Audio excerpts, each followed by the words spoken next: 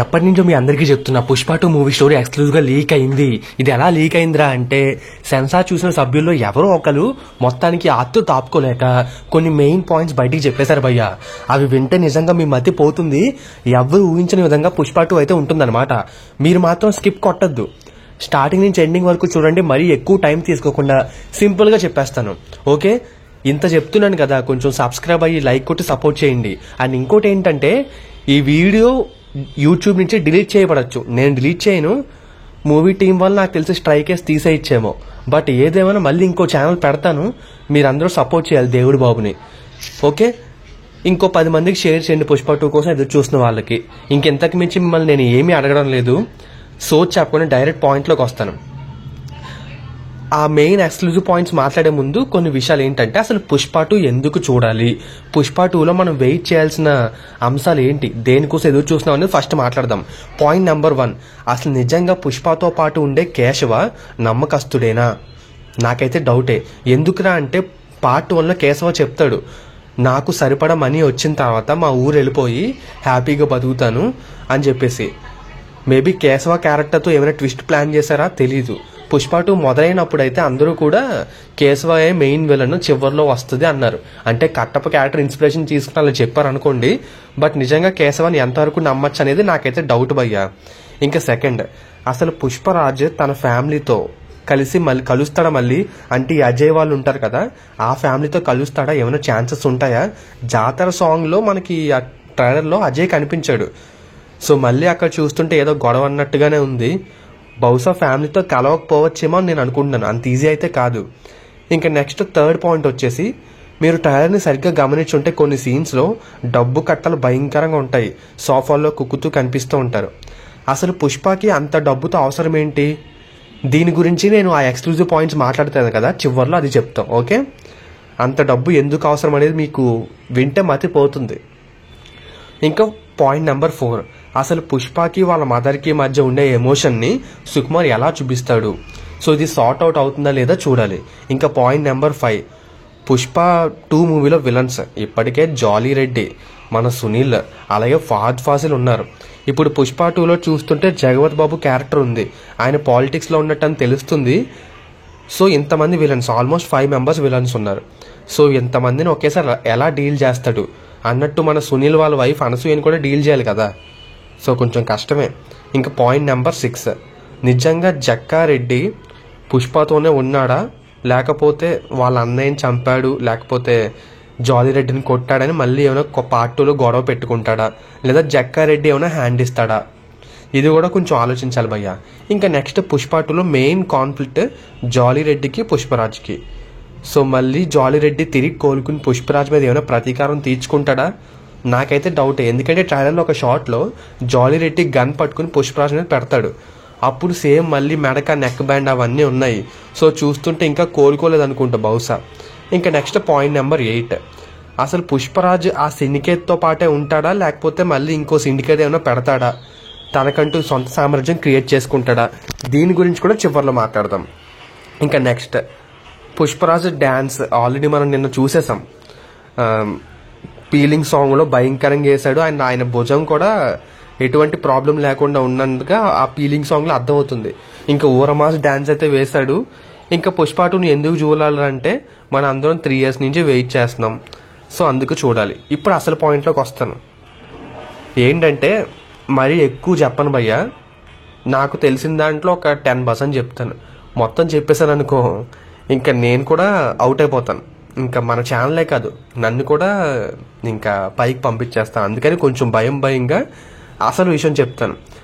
Pushpa part 1 ఎక్కడ end అయింది? బన్వర్ సింగ్ షెకావత్కి పుష్పరాజ్కి మధ్య ఈగో గొడవ అవుతుంది. అది పెద్ద గొడవే కాదు, కానీ వాళ్ళ ఈగో అంత పెద్ద గొడవ అయ్యేలా చేస్తుంది. సో ఆ ఈగో గొడవ వల్ల పుష్ప పార్ట్ 1 ఎండ్ అవుతుంది. మరి పుష్ప పార్ట్ 2 ఎలా స్టార్ట్ అవుతుందిరా అంటే, అఫ్ కోర్స్ రష్మికకి అల్లు అర్జున్కి పెళ్ళి అవుతుంది, వాళ్ళ ఫస్ట్ నైట్ సాంగ్ ఫీలింగ్స్ వస్తుంది, అదంతా ఓకే. మరి మెయిన్ కాన్ఫ్లిక్ట్ ఉండాలి కదా పుష్ప 2లో. సో ఆ కాన్ఫ్లిక్ట్ ఏంట్రా అంటే జగపతి బాబు క్యారెక్టర్. మనకి ట్రైలర్ స్టార్టింగ్ లోనే జగపతి బాబు క్యారెక్టర్ ని చూపించారు. అండ్ జగపతి బాబు తోటి ఒక డైలాగ్ కూడా చెప్పించారు. అసలు ఎవడ్రా వీడు, ఎవరికి భయపడట్లేదు అన్నట్టుగా ఒక డైలాగ్ అయితే ఉంది. సో ఇక్కడ మనకి తెలిసింది ఏంటంటే జగపతి బాబు సీఎం భయ్యా. ఈ సీఎం కింద ఈ రావు రమేష్ ఎంపీ క్యారెక్టర్ అయితే ఉంటది. ఈ రావు రమేష్ ఈ సిండికేట్ మొత్తాన్ని చూసుకుంటాడు. సిండికేట్ ని పుష్ప చూసుకుంటాడు. ఇది మన అందరికీ తెలిసిందే. ఇప్పుడు పుష్ప సిండికేట్ ద్వారా ఎంపీకి డబ్బులు బాగా ఇస్తా ఉంటాడు. సీఎం కూడా పుష్ప పేరు పరిచయం అవుతుంది. సో అసలు గొడవ ఎక్కడ వస్తుందంటే, ఈ సీఎం పుష్పరాజ్తో ఫోటో దిగడానికి అయితే ఒప్పుకోడంట.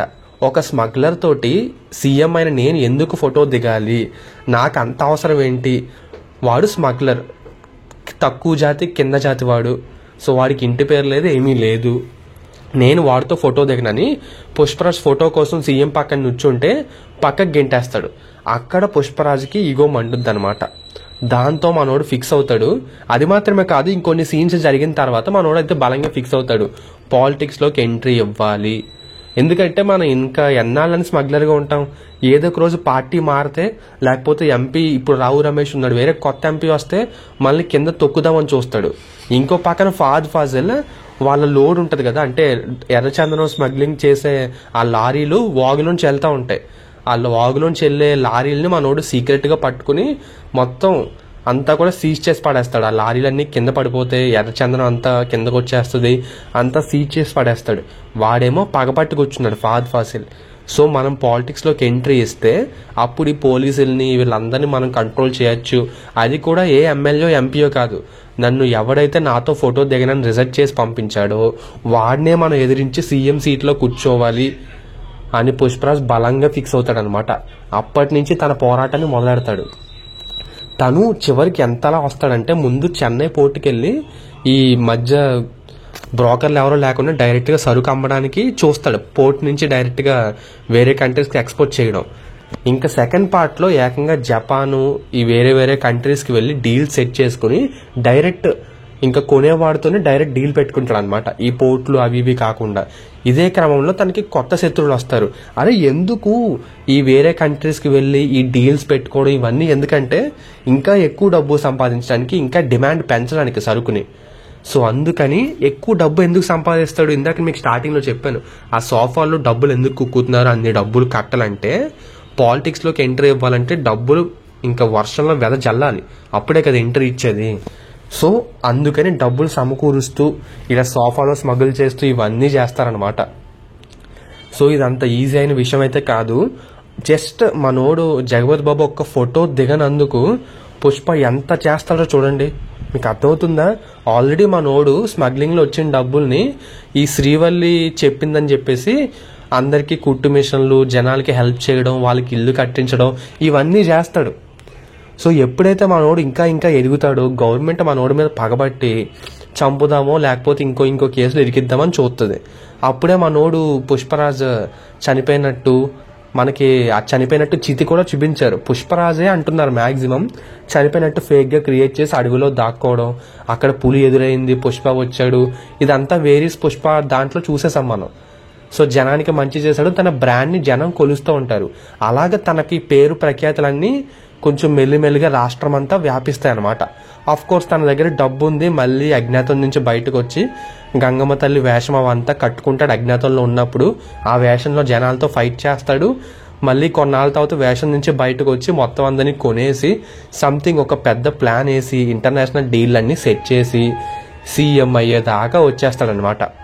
అక్కడ క్లైమాక్స్ లో ఒక చిన్న సర్ప్రైజ్ ట్విస్ట్ అయితే ఉంటది. అది చిన్న ట్విస్టే కానీ ప్రేక్షకులకు మాత్రం పిచ్చెక్కిచ్చే ట్విస్ట్ అనమాట.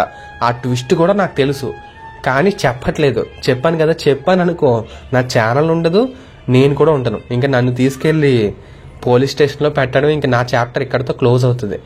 సో ఇది మీకు అర్థమైంది కదా. పుష్ప పార్ట్ 1 ఈగో వల్ల ఎండ్ అయింది, పార్ట్ 2 కూడా ఈగో వల్ల మొదలవుతుంది. ఆ ఈగో పుష్పరాజ్ని ఎక్కడికి తీసుకెళ్తుంది అనేది మీరు సినిమా చూసి తెలుసుకోవాలి. ఆ ఈగో వల్ల శ్రీవల్లితో గొడవలు, వాళ్ళ మధ్య ఎమోషన్, ఇంకా వాళ్ళ మదర్ ఎమోషన్, ఇంకా ఫ్యామిలీలో వచ్చే డిస్టర్బెన్సెస్, ఇంకా పుష్ప క్యారెక్టర్లో లేనిదంటూ లేదు భయ్య. ఇంకా తన చిన్నప్పటి సీన్స్లో కూడా కొంచెం సీక్రెట్స్ అయితే ఉంది, అదంతా మనకి పార్టీలో చూపిస్తారు. సుకుమార్ అయితే గట్టిగానే ప్లాన్ చేశాడు. ఇప్పటికే సెన్సార్ చూసిన వాళ్ళు అలాగే ఇండస్ట్రీలో కొంతమందికి చూపిస్తారు కదా.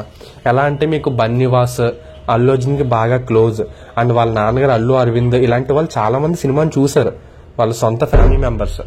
వాళ్ళందరి నుంచి కూడా ఫీడ్బ్యాక్ తీసుకున్నారు. ఓరి నాయను అర్హచుకోని లెవెల్లో ఉందిరా బాబు సినిమా అంటున్నారు ఎవరు కూడా. పోనీ యావరేజ్ కంటెంట్ అబో యావరేజ్ అని ఎవరో చెప్పట్లా, అందరూ బ్లాక్ బస్టర్ అనే చెప్తున్నారు. మీరు ఇంకా అల్లు అర్జున్ ఫ్యాన్స్ ఫిక్స్ అయిపోండి, ఇంకా అరాచకం అన్నమాట. కాకపోతే చూపించేది కరెక్ట్గా పద్ధతిగా మంచి కొత్త ఇంట్రెస్టింగ్ స్క్రీన్ ప్లేతో చూపించారనుకో సినిమా ఎక్కడికో వెళ్తుంది. లేదు కొంచెం ల్యాగ్ అనిపిస్తే కొంచెం భయం అనమాట. ఎందుకంటే 3 గంటల 20 నిమిషాల సినిమాలో ఎక్కడొక్కడ కొంచెం ల్యాగ్ అనిపిస్తుంది, అది కొంచెం తగ్గించుకుంటే సరిపోతుంది. సో అది మీకు అర్థమైంది అనుకుంటాను. సో ఓకే, లేదు భయ్య మాకు ఆ పాయింట్స్ అన్నీ చెప్పు, మేము తెలుసుకోవాలి ఆ స్టోరీ అంతా అంటే, నేను విజ్జు బాబు అని చెప్పి ఒక కొత్త యూట్యూబ్ ఛానల్ స్టార్ట్ చేశాను. కొత్త కంటెంట్ అది పెడుతున్నాను. మీరు నా ఛానల్ సబ్స్క్రైబ్ అయ్యి విజ్జు బాబుని కింద కామెంట్స్లో లింక్ ఇస్తాను చూడండి. ఆ ఛానల్ని సబ్స్క్రైబ్ అయ్యి అది స్క్రీన్ షాట్ తీసి విజ్జు బాబు అని ఇన్స్టాగ్రామ్ ఉంటుంది, డిస్క్రిప్షన్లో కూడా లింక్ ఉంటుంది. అది క్లిక్ చేసి ఇన్స్టాగ్రామ్లో నాకు ఆ స్క్రీన్ షాట్ పెట్టి మెసేజ్ చేశారనుకో భయ్య పుష్ప 2 స్టోరీ కావాలని, మీకు మాత్రం సపరేట్గా చెప్తాను. ఓకే, సో అది విషయం. మరి ఉంటాను ఇక, బాయ్.